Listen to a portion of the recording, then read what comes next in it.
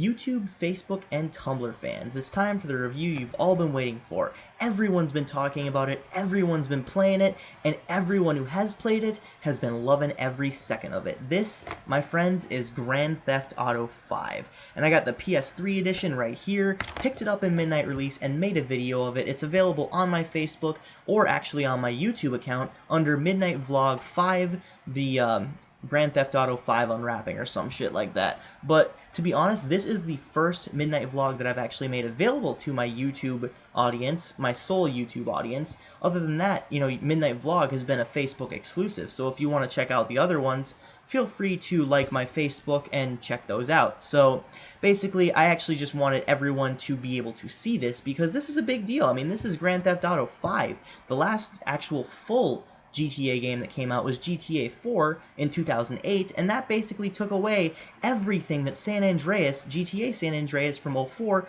made possible. So it was kind of a disappointment, moreover, because they took out the countrysides, they took out the tanks, they took out the ability to swim underwater, and it just seemed very limited in terms of space and places to go. One of the things that I can say that was to the advantage of GTA 4, though, was its wanted level system. This is where they broke away from the just drive as far as you can away from the cops, and if they catch you, they catch you, and if you drive far away enough, then you're gone. You're not caught anymore. Or pay and spray. Even if they see you go in, it doesn't matter.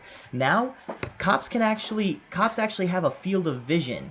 And it goes the same in GTA 5, except for it's a little bit more well-defined as far as that goes. So, in Grand Theft Auto 5, they expand on what made GTA 4's wanted level system so great by limiting the stars to only 5 stars. Yeah, you know, that part is kind of a bit of a point of controversy. It doesn't really affect me that much, but anyways, 5 stars, but the cops all have their little cone and it's a field of vision. It's almost like they drew the influence straight out of Metal Gear Solid 2 with the Assault on Radar, as well as, of course, the first Metal Gear Solid because it uses the same kind of mechanism, the heads-up display kind of deal. But as far as that goes, it's a very kind of well-implemented mechanism, and I do like it a lot better than this is the wanted area.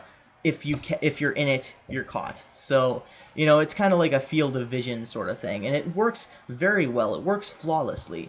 And on a side note, this is the first GTA game where you get to control multiple people. You have a list of 3 protagonists that you can pick from, 3 different protagonists, all with their own backstory, an interesting background, and character development. So, Michael, for me, is probably the most interesting story-wise. However, Trevor Phillips is probably my favorite character, if not Michael. But Michael DeSanta is a very interesting character as well. Franklin's just kind of bland, and he seems like more or less a CJ knockoff.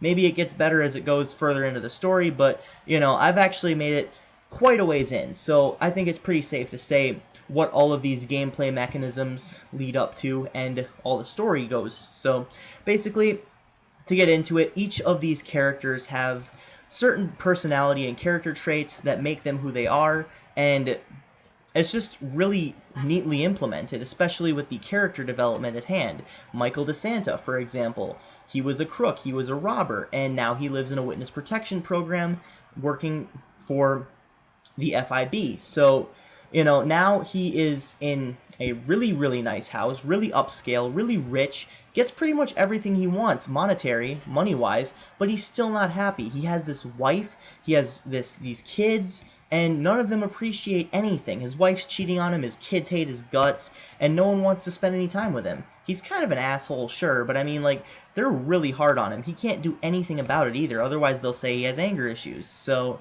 with that being said, that's my favorite storyline of the game versus the other 2 characters, is Michael's storyline, because the most character development comes from Michael. So I always like to play as either Michael or Trevor. I actually gave Trevor a mullet and a beard because customization of your looks and your cars and even your weapons is back. Never before have we seen the ability to customize your weapons to your liking. Now you can add scopes, you can add flashlights, and you can even add a different color scheme to your weapon to make it your own, practically. So it's basically like a customization just madhouse. I love it. I love every second of it.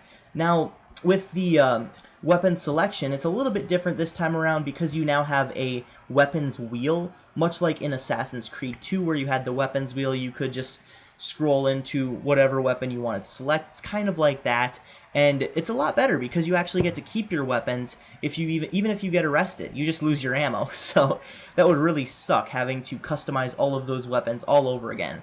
And one thing I can really say about this game, though, is aside from all of the blatant destruction and the law breaking and the just sheer destruction of everything that you can accomplish in this game, the storyline is quite unique and interesting in its own right. This is one of the first GTA games with cutscenes, like longer than most games with a cohesive storyline, because GTA is normally a game where there's a cutscene kind of to bridge the gap between where you are now and your mission. So it's basically telling you about your mission. This time, there are a lot more cutscenes this time around going into the game to kind of immerse you into the story. And there's even background music when you don't have radio playing in your car, just to kind of put you in that mood. So that's a really good thing. That's one interesting aspect of the game that I liked, and it's a whole new dynamic. It doesn't feel forced, it doesn't feel tacked on, and it doesn't feel contrived in any way. It just adds to the storyline.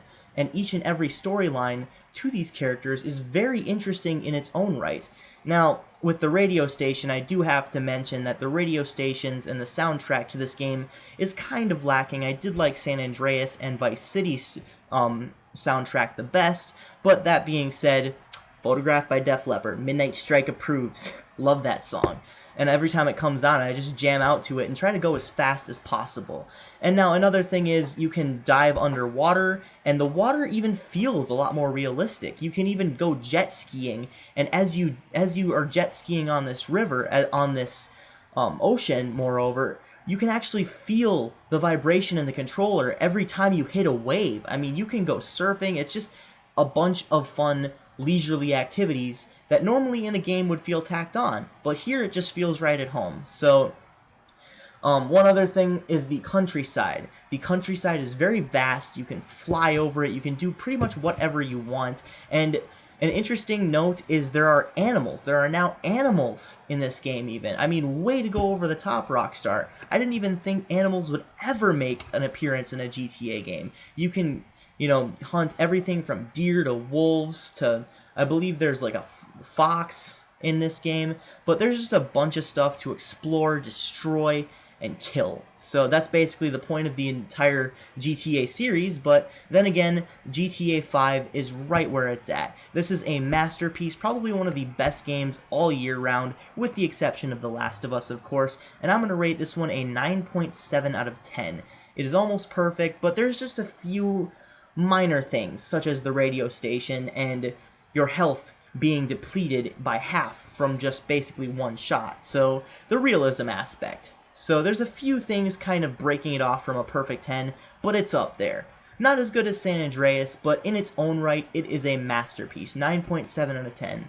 Thank you very much. This is Midnight Strike 3625. Hope you enjoyed watching this review. Keep calm and rock on.